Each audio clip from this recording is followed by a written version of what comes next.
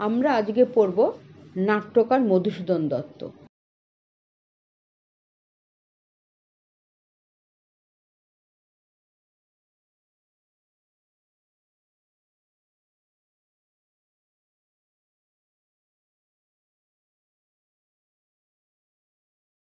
Michael Madhusudan Dutta 1824 খ্রিস্টাব্দে জন্মগ্রহণ করেন আর 1873 খ্রিস্টাব্দে মারা যান। বাংলা সাহিত্যে মধুসূদনের আবির্ভাব কবি রূপে নয়, নাট্যকার রূপে। তিনি চেন্নাইয়ে থাকার সময় রাজিয়া নামে একটি ইংরেজি নাটক লেখেন। এই চেন্নাইয়ের আগের নাম হলো মাদ্রাজ। 1858 সালে পাইকপাড়ার বিদ্যুৎসাহী জমিদার সিংহদের বেলগাছিয়া রঙ্গমঞ্চে রামনারায়ণ তর্করত্ন অনুদিত রত্নাবলী নাটকের অভিনয় দেখে মধুসূদন হতাশ হন। এই রত্নাবলী নাটকটি সংস্কৃত ভাষায় থেকে রামনারায়ণ তর্করত্ন অনুবাদ করেন। মধুসূদন নিজে নাটক লিখবেন বলে মনস্থির করেন এবং অতি অল্প সময়ের মধ্যে মধুসূদন মহাভারতের কাহিনী অবলম্বনে লেখেন পৌরাণিক নাটক শর্মিষ্ঠা। 1859 সালে শর্মিষ্ঠা ছাপা হয়। এরপর 1860 সালে লেখেন পদ্মাবতী। অ্যাপেল অব ডিসকর্ড অবলম্বনে তিনি পদ্মাবতী নাটকটি লেখেন। গ্রিক পুরাণের ইন্দ্রাণী জুনো, মুরলা প্যালাস, রতি ভিনাস, ইন্দ্রনীল প্যারিস ও পদ্মাবতী হেলে। এরপর তিনি 1861 সালে কৃষ্ণকুমারী নামে একটি নাটক লেখেন। এটি 1861 সালে প্রকাশিত হয়।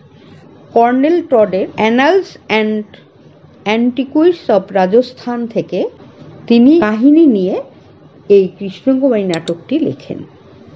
এটি একটি ঐতিহাসিক ট্র্যাজেডি হিসাবে প্রথম নাটক।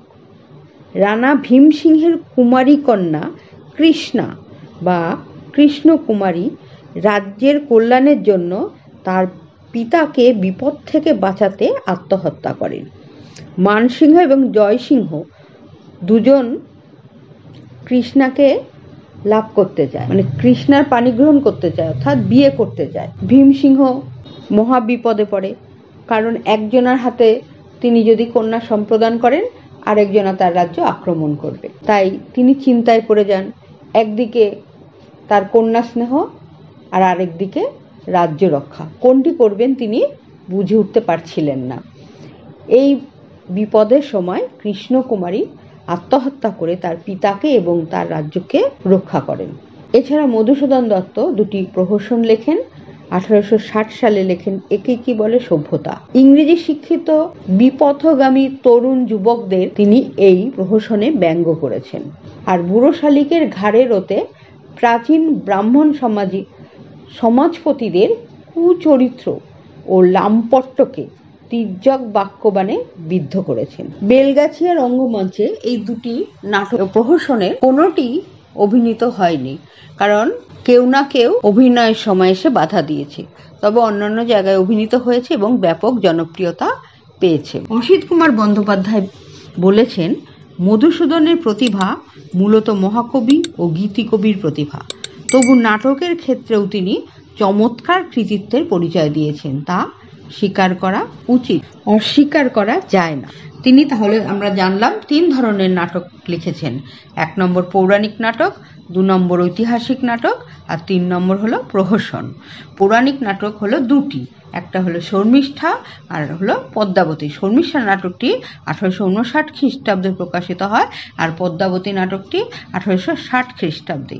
তার একমাত্র ঐতিহাসিক নাটক কৃষ্ণকুমারী 1861 খ্রিস্টাব্দে প্রকাশিত হয়। এটি একটি ঐতিহাসিক ট্র্যাজেডি, প্রথম ট্র্যাজেডি বলা যায়।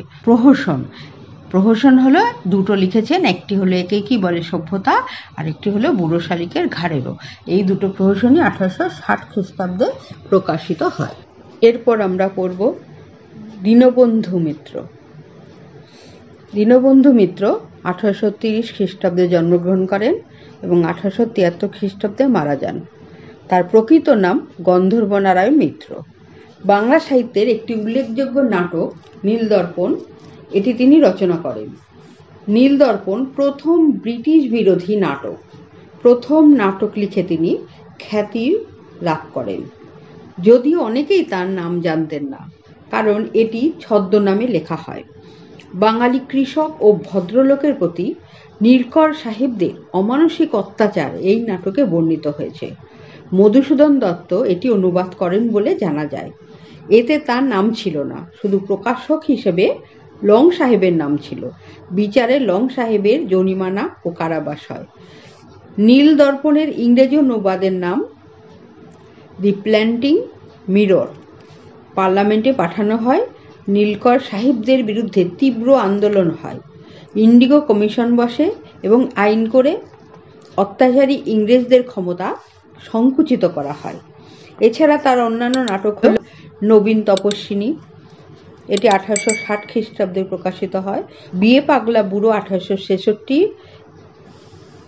এই প্রহসনটির বিষয়বস্তু হল বিবাহ বাতিকগ্রস্ত এক বুড়োর নকল বিয়ের আয়োজন করে স্কুলের ছেলেরা তাকে কিভাবে নাস্তানাবুদ করেছিল তা সরল ভাষায় নাট্যকার দীনবন্ধু মিত্র বর্ণনা করেছেন।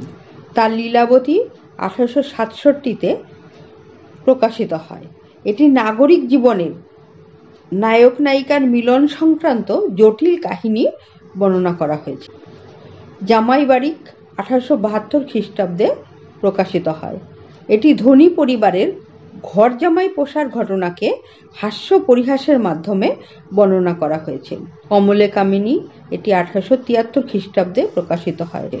সধবার একাদশী প্রহসনধর্মী নাটকে তার প্রতিভার স্বাক্ষর পাওয়া যায়।